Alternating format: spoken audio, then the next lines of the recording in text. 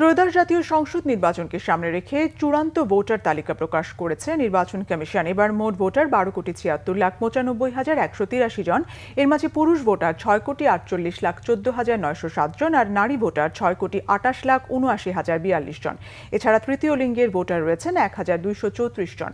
মঙ্গলবার আগারগাঁওয়ে নির্বাচন ভবনে সাংবাদিকদের এসব তথ্য জানান ইসি সচিব আখতার আহমেদ। জানান 2025 সালের 31 অক্টোবরের মধ্যে যারা 18 বছর পূর্ণ করেছেন তারা এই তালিকায় অন্তর্ভুক্ত হওয়ার যোগ্যতা অর্জন করেছেন। ভোটার তালিকা পর্যালোচনা করে দেখা যায় পুরুষ ভোটার বৃদ্ধির হার 2.29% আর নারী ভোটার বৃদ্ধির হার 4.16%।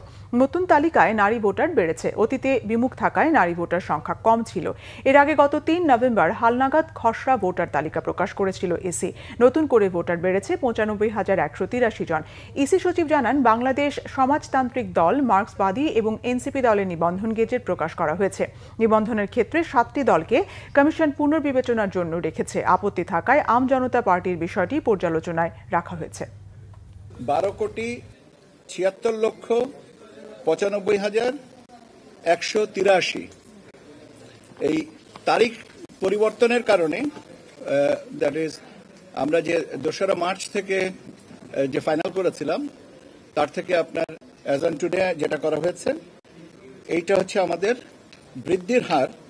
পুরুষ ভোটারদের বৃদ্ধির হার হচ্ছে 2.29% আর মহিলা ভোটারদের বৃদ্ধির হার হচ্ছে 4.16%।